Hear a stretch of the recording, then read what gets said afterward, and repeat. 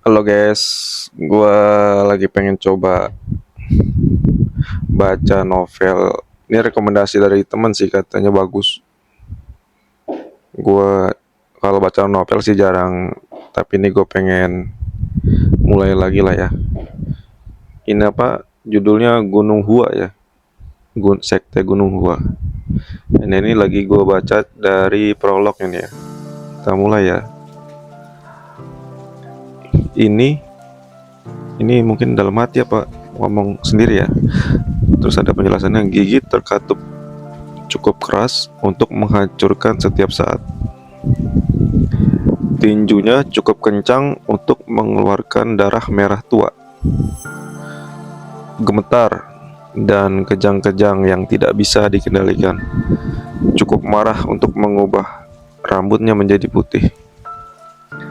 Merah, semuanya berwarna merah. Segala sesuatu di depan matanya ternoda merah dengan darah. Oh, serem amat ya. Puncak gunung hijau subur diwarnai merah darah. Puncak gunung subur.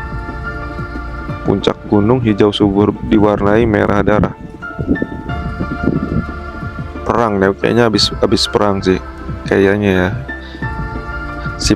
Sifatnya tersapu dalam satu hari.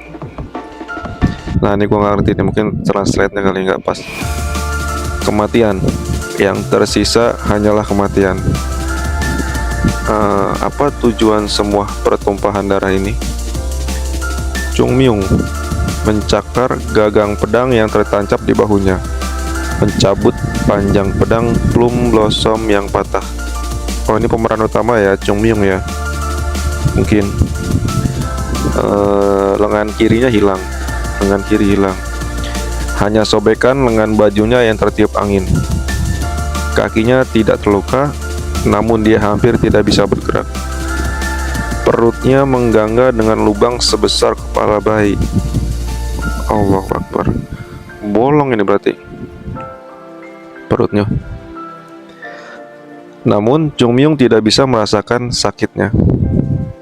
Rasa sakit di tubuhnya tidak seberapa dibandingkan dengan gejolak di hatinya. Sahyung Jangmun, dia menemukan mayat Jangmun dari sekte Gunung Hua yang dibuang. Mengapa itu sangat tidak adil? Mengapa orang mati bahkan tidak bisa memejamkan mata? Terus Sajai, tubuh terbelah Sajai Chunggong menghantuinya. Sajil, semua orang udah mati. Itu mungkin ini ya, orang-orang temannya kali ya. Semua sekte Gunung Hua yang terbaik dan tercerdas yang telah berjanji untuk mendaki gunung bersama-sama untuk menjaga wilayah mereka, untuk menyebarkan nama mereka jauh dan luas, telah pergi ke tempat di mana mereka tidak dapat kembali. Dan para sajil mereka mengikuti mereka. Sajil, Sahyung, apalagi tadi itu. Chung Myung mengatupkan giginya. Pengorbanan mereka adalah pengorbanan yang mulia. Kematian mereka adil dan mulia. Tapi siapa yang berani memuji kematian mereka? Siapa yang berani? Maksudnya apa? Tatapan Chung Myung terkunci pada pelaku, orang yang telah membangkitkan amarahnya yang tak terduga. Iblis dari langit, pemimpin sekte iblis surgawi. Pemandangan pria tercela ini duduk bersila di lautan darah dan darah kental membangkitkan emosi aneh di Chung Myung. Bahkan dalam adegan neraka ini, iblis surgawi tampak sangat tenang.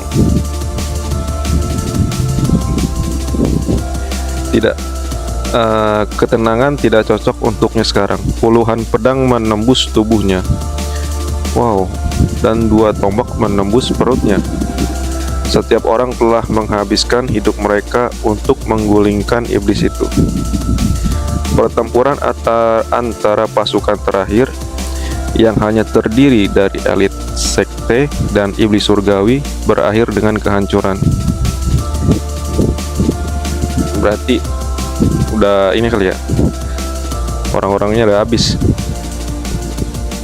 Apakah itu memuaskan? Apakah orang mati beristirahat dengan tenang? Mereka tidak mau. Bahkan jika mereka melakukannya, Chung Myung tidak bisa. Oh, dia masih nggak nerima.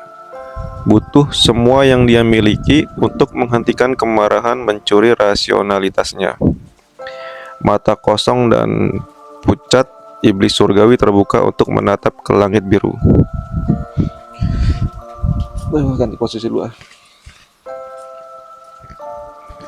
Sampai mana tadi ya? Mata kosong. Oh, ini sekte Gunung Hua. Tiga kata keluar dari bibirnya. Kata-kata abadi yang tertulis di hati Chung Myung sekarang muncul dari mulut iblis itu. Sungguh disayangkan. Murid sekte Gunung Hua, kalau saja Anda bisa keluar dari sini, Anda bisa membanggakan prestasi Anda. Ini kata si iblis tadi ya. Tutup mulutmu yang menjijikan itu.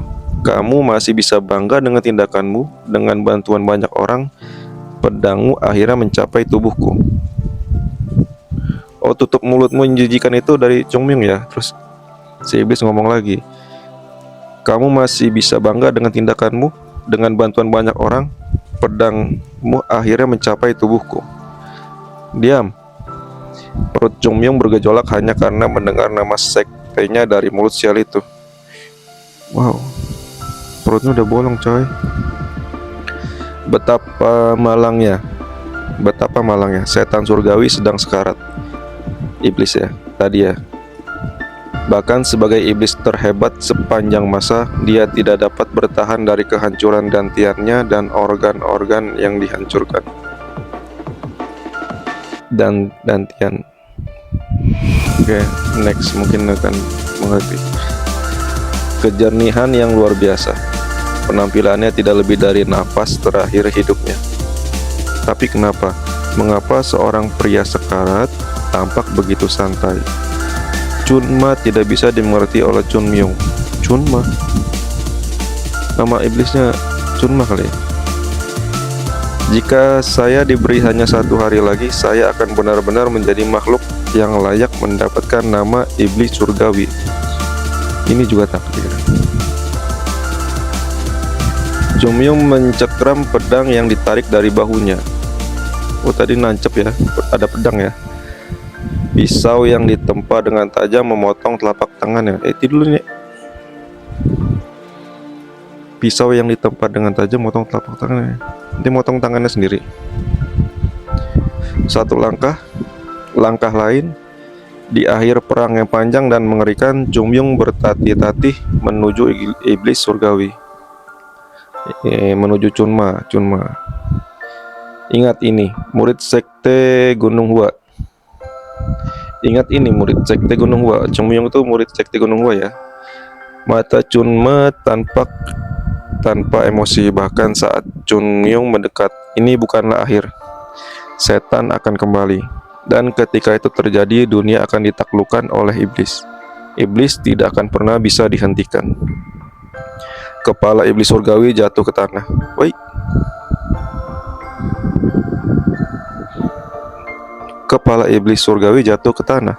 Chung Myung menghancurkan kepala iblis surgawi. Matanya masih terbuka. Nya, apanya ini? Kenapa kepotong ya kepalanya ya sama Chung Myung ya? Perang telah berakhir. Dunia akan mengingat kemenangan mereka. Tapi Chung Myung tahu tidak ada kemenangan di sini. Tidak ada yang memenangkan perang ini. Akhirnya, Chung Myung tidak lagi memiliki kekuatan untuk berdiri. Kematiannya tak terhindarkan akan datang. Oh iya coy, tangannya udah kepotong, perutnya bolong. Terus Chung Myung mengangkat kepalanya ke langit. Bahkan setelah pertumpahan darah seperti itu, langit masih biru, seolah tidak peduli dengan apa yang terjadi di bumi. Ya, gue paham. Apa yang akan terjadi pada sekte Gunung Hua? Setiap orang yang mendaki gunung itu mati.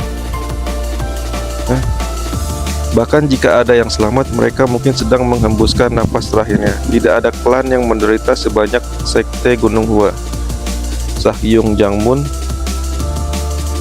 sudah kubilang, jangan memberikan segalanya dalam setiap tugas, katanya. Kata si Sahyung Jangmun ya. Sekarang Sekte Gunung Hua akan dimakamkan di gunung ini. Semua murid telah mengikuti tuan mereka sampai mati. Yang tersisa hanyalah anak-anak yang tidak tahu apa-apa tentang Sekte Gunung Hua. Dan penyesalan itu adalah penyesalan. Apakah ada makna dari apa yang terjadi? Apakah darah yang tumpah dari Sekte Gunung Hua berarti sesuatu? Saya tidak tahu lagi. Sahyung Jang. Chungmyung jatuh ke samping. Lepak.